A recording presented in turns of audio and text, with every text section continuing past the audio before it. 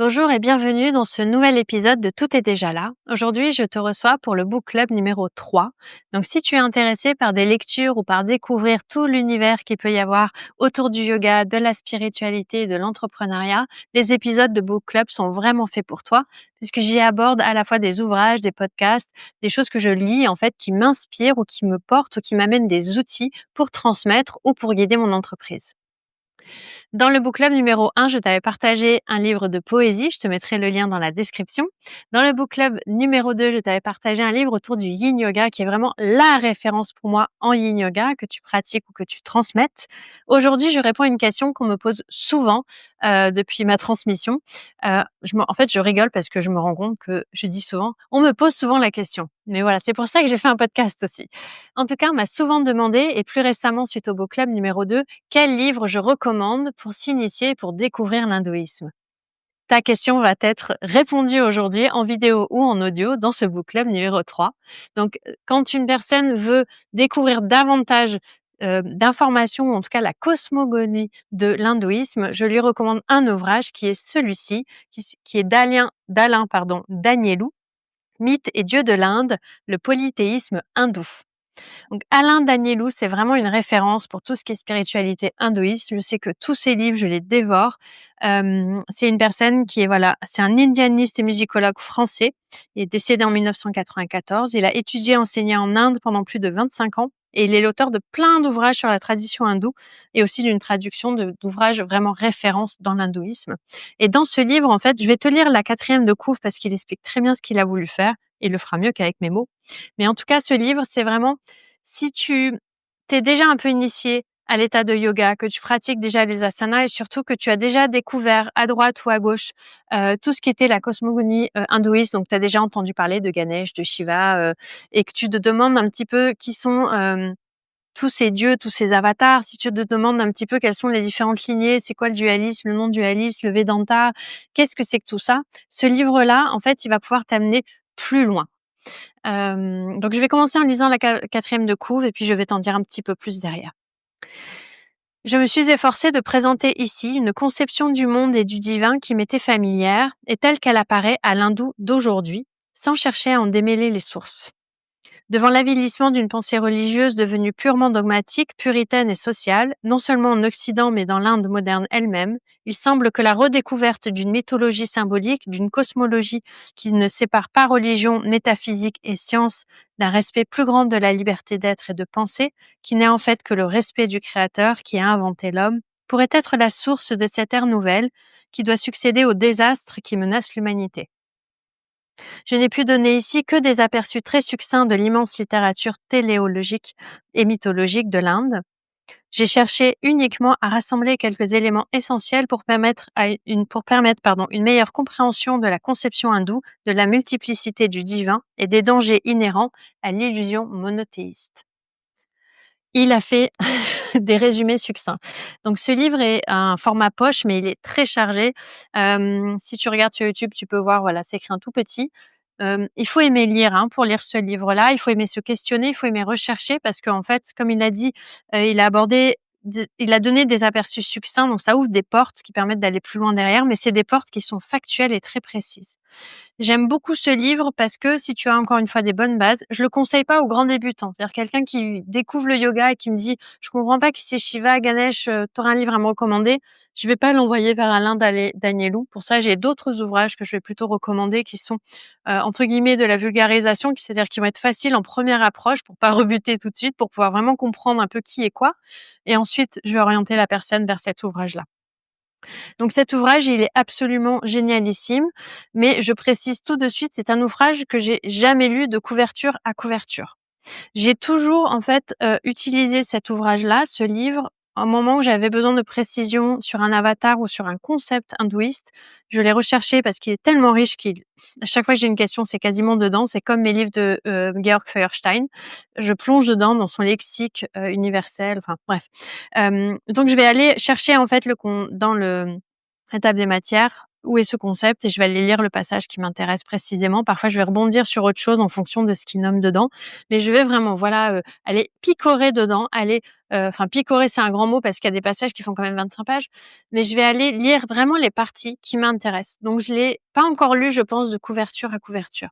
Donc à quoi t'attendre là-dedans et tu vas peut-être comprendre si je t'expose un petit peu la structure à partir de la table des matières, tu vas comprendre pourquoi je le conseille pas aux grands débutants. La première partie, elle est complètement dédiée à la philosophie de l'hindouisme. Donc dedans, tu vas parler de la théorie polythéiste, pardon, je parle un peu vite. La théorie polythéiste, la nature de l'absolu, l'être cosmique. Donc tout ça, en fait, c'est vraiment la base, le socle de l'hindouisme. Ensuite, tu vas avoir le dieu des Védas. Donc là, les dieux des Védas, il va vraiment en parler pendant un petit moment.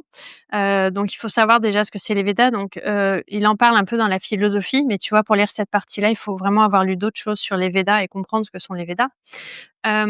Ensuite, il va, dans une troisième partie, aborder la Trinité, donc Vishnu, Shiva, Brahma et pour chacun aborder leur réincarnation, leurs avatars, leur cheminement.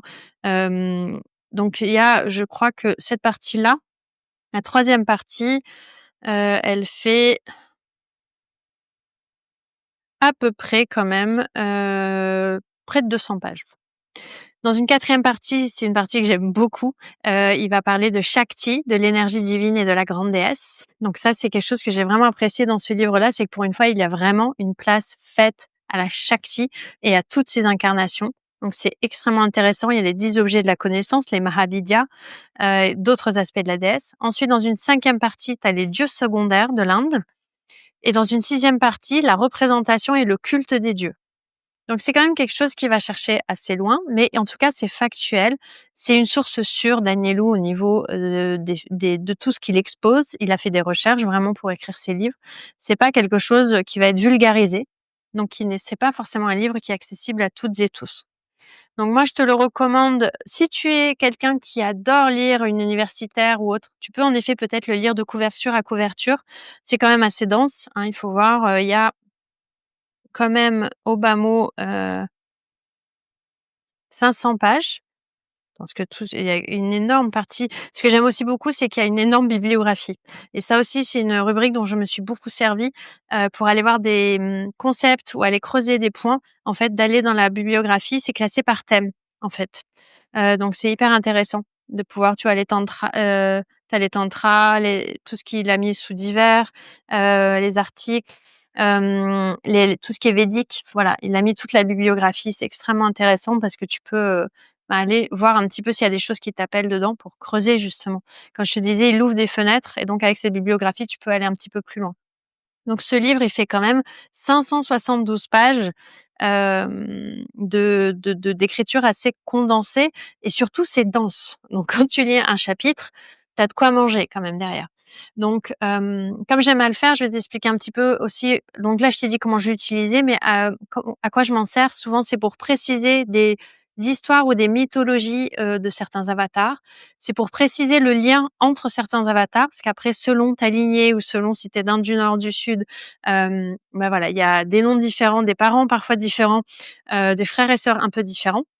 Donc moi, je m'appuie vraiment sur cette lignée-là, au niveau d'Alain Danielou, sur la mythologie, la cosmologie et ça m'a permis aussi d'aller plus loin dans l'étude et la compréhension de certains concepts socles de l'hindouisme, que j'ai pu voir avec d'autres guides, en fait et qui me permettent, moi, d'être totalement autonome et responsable pour creuser. Donc, quand je cherche des précisions, souvent sur un avatar, c'est par rapport à un thème que je crée ou que je tisse pour une séquence. Je m'en suis servie aussi pour mes manuels, notamment là, je suis en train de faire le manuel de plongée en soi, qui est le module 2, beaucoup plus approfondi de Yin Yoga. Et en fait, je suis allée chercher dans la déesse, la Shakti, certains points que je trouve vraiment intéressants d'aborder dans cette vision et dans cette approche que j'ai dans le module 2 qui est vraiment de vivre le yin en soi, pas que le yin yoga, d'aller plus loin dans le yin. Donc d'aller aussi voir tout ce qui est pranayama, mantra et yoga nidra. Voilà, donc ça c'est vraiment le livre que je recommande si tu es intéressé par l'hindouisme, que tu pratiques depuis quelque temps, que tu as déjà peut-être étudié par exemple les Yoga Sutras pour avoir une idée, d'avoir déjà lu un texte accessible sur le yoga. Si tu as déjà étudié des textes aussi par rapport à Shiva, si tu as déjà lu quelques Védas, C'est vraiment un texte que je te recommande, un livre que je te recommande parce qu'il est hyper précis, hyper bien fait, factuel et c'est un vrai régal, en fait, parce que voilà, il y a les histoires, il y a les mythologies, mais il y a aussi les liens, il y a les clarifications. Il aborde aussi le symbolisme, vraiment dans le symbolisme. Je sais que pour les éléments, et les vailloux, voilà, il y a un tableau qui est vraiment expli il y a un tableau qui est vraiment explicatif et clair, sur ce sujet-là et parfois c'est pas toujours le cas. Donc voilà, Les yeux fermés, Alain Danielou, Mythes et dieux de l'Inde. Je te le recommande pour aller plus loin dans l'hindouisme avec une base déjà un petit peu solide. En tout cas, j'espère que cet épisode t'a plu et t'a inspiré. J'espère que tu as envie de lire ce livre également. Si c'est le cas, n'hésite pas à me le mettre en commentaire. Si tu l'as déjà lu, n'hésite pas également à me dire ce que tu en penses en commentaire ou à m'envoyer un mail pour envoyer, peut-être pour échanger, ouvrir une discussion sur ce thème-là. Si tu veux en savoir plus sur mes recommandations de lecture, je te mets aussi dans le descriptif l'e-book que j'ai créé, qui est très joli, qui a été fait par Anne-Laure du Studio Acalyptus, dans lequel j'ai mis toutes mes recommandations de lecture, de podcasts et YouTube. Donc, tu peux le télécharger gratuitement et ça te donne aussi des recommandations sur plein d'autres sujets.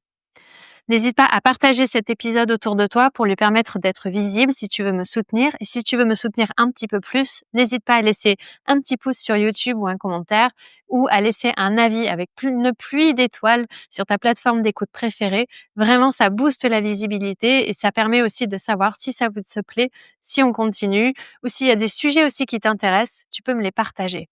Je te souhaite une très belle semaine. Je te dis à la semaine prochaine. À bientôt.